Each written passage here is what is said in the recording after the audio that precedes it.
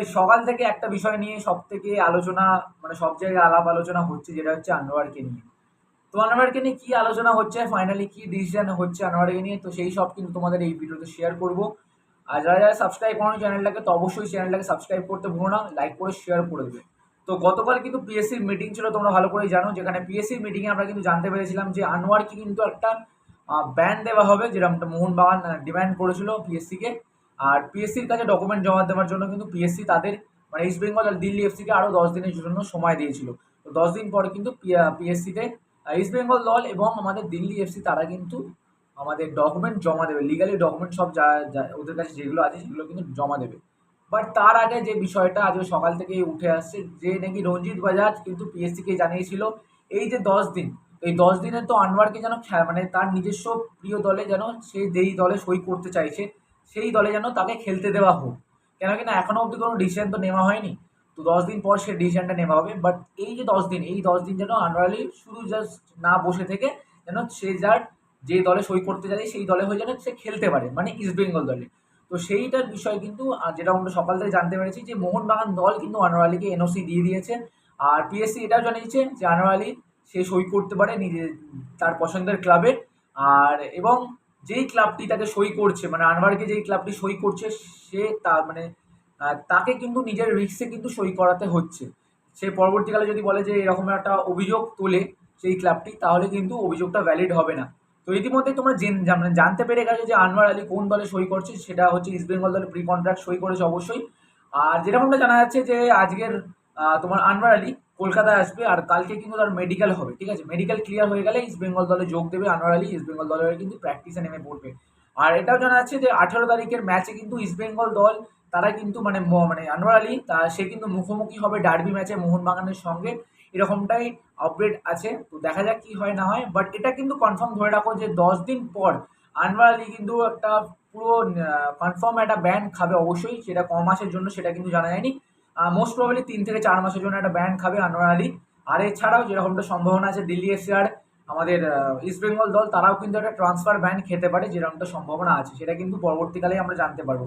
But Anwar Ali যে ban সেটা কিন্তু অবশ্যই কনফার্ম ধরে রাখতে পারো তোমরা।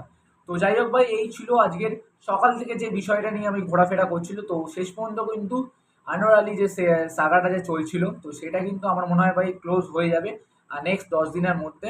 আর ইস্ট বেঙ্গল দলে কিন্তু আমার আনোয়ার আলী খেলবে। তো এই 10 দিনের জন্য ইস্ট বেঙ্গলের দলের হয়ে কিন্তু আনোয়ার আলী খেলবে। তারপরে যে ব্যান খাবে ইস্ট বেঙ্গল, মানে তোমার আনোয়ার আলী তোমার যে কটা মাসের জন্যই খাক না কেন, 4 মাস হোক 5 মাস হোক, 5 মাস পর কিন্তু আবারও কিন্তু ইস্ট বেঙ্গল দলের হয়ে ব্যান খাওয়ার, মানে ব্যান খাওয়া কেটে গেলে সে কিন্তু আবার যোগদান দেবে ইস্ট বেঙ্গল দলে। তো বললেই চলে এখনো অবধি কিন্তু ইস্ট বেঙ্গল দলের প্লেয়ার হয়ে উঠেছে আনোয়ার আলী। তো সেই বিষয়টা নিয়ে তোমাদের কি বক্তব্য সেটা কিন্তু অবশ্যই কমেন্ট করে জানাতে একদম বলো না। তো এই ছিল আজকের ভিডিও। আই হোপ তোমাদের বুঝতে কোনো প্রবলেম হয়নি। যদি কোনো বুঝতে প্রবলেম হয় বা তোমাদের যদি কোনো মতামত থাকে এই বিষয়টা নিয়ে, সেটা কিন্তু কমেন্ট করে জানাতে একদম ভুলো না। বাট অবশেষে শেষ পর্যন্ত ভাই আমি একটাই কথা বলবো যে প্লেয়ারটার কেরিয়ার না ডিস্ট্রয় হয়ে যাক।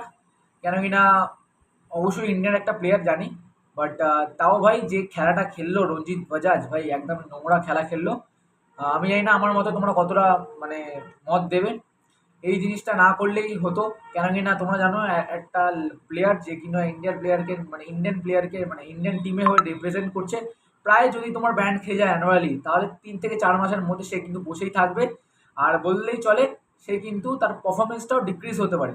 তো এই যে যদি হয় পরবর্তীকালে এফেক্ট পড়ে অ্যানুয়ালি, সেটার জন্য কিন্তু একমাত্র দায়ী সেটা হচ্ছে রঞ্জিত বাজাজ কিন্তু হবে দায়ীটা। আর অপরদিকে তোমরা একটা জিনিস জানো যে গতকাল কিন্তু একটা স্টেটমেন্ট দিয়েছে, সেই স্টেটমেন্টে কিন্তু একটা ইমোশনাল অ্যাটাচমেন্ট যোগ দিয়েছে আমাদের রঞ্জিত বাজাজ। সেখানে কিন্তু রঞ্জিত বাজাজ বলেছে যে, মানে মোহনবাগানকে উদ্দেশ্য করে বলেছে যে মোহনবাগানে ক্লাব কর্তা, মানে সে আমাদের সঞ্জীব গোয়েঙ্কা, তো বলেছিল যে একটা সুইট কিট আনোয়ার। তো সেই প্রসঙ্গে কিন্তু আমাদের রঞ্জিত বাজাজ বলেছে যে তাকে সুইট কিট বলা হচ্ছে, আর অপরদিকে তাকে ব্যান দেওয়ানোর চেষ্টা করা হচ্ছে। তো এইটা কিরকম, নাকি তোমার ইস্ট বেঙ্গলে ট্রান্সফার ব্যান, না তোমার দিল্লি এফসি ট্রান্সফার ব্যান? তো একটা ইমোশনাল ওয়ার্ড অ্যাটাচ করেছে, কেন কিনা তার এটা ইন্ডিয়ান প্লেয়ার। তো এইরকমই একটা অ্যাটাচমেন্ট করেছে। বাট ভাই তুমি একটা কথা বলো, যেখানে তুমি মেন মুদ্রা এখানে হচ্ছে যে জিনিসটা তৈরি করে সেটা হচ্ছে রঞ্জিত বাজার। সেই জিনিসটা তৈরি করেছে, যে জিনিসটা জানে যে এটা ইলিগ্যাল হবে, কিন্তু কন্ট্রাক্টটা ব্রেক করা হচ্ছে বা অন্য দলে আমি সই করছি, তো তখন তার খেয়াল ছিল না। লাস্ট পর্যন্ত এসে একটা ইমোশনাল কথা দিয়ে মোহনবাগানের উদ্দেশ্যে বলছে। তুমি হয়তো বলতে পারো, তোমরা হয়তো বলতে পারো যে আমি মোহনবাগান সাপোর্টার হিসেবে তাই জন্য আমি মোহনবাগানের দলে হয়ে সাপোর্ট করছি। বাট তোমরা একটা জিনিস ভেবে দেখো ভাই, একটা নিউট্রাল ফ্যান হিসেবে ভেবে দেখো, আমি অলরেডি জানি যে আমার কন্ট্রাক্ট আছে এই দলের হয়ে, বাট আমি যদি এখন তাকে না জানিয়ে যদি ভাঙি কন্ট্রাক্টটা আর অন্য দলে সই করি, তাহলে কিন্তু টোটালি ইললিগাল। পরবর্তীকালে আমার ওপর কোনো রকমের স্টেপ নেওয়া হতে পারে, সেটা কিন্তু তার ভাবার উচিত ছিল, বাট সেটা তার ভাবেনি। তো যাই হোক, বেশি কথা বলবো না এই বিষয় নিয়ে।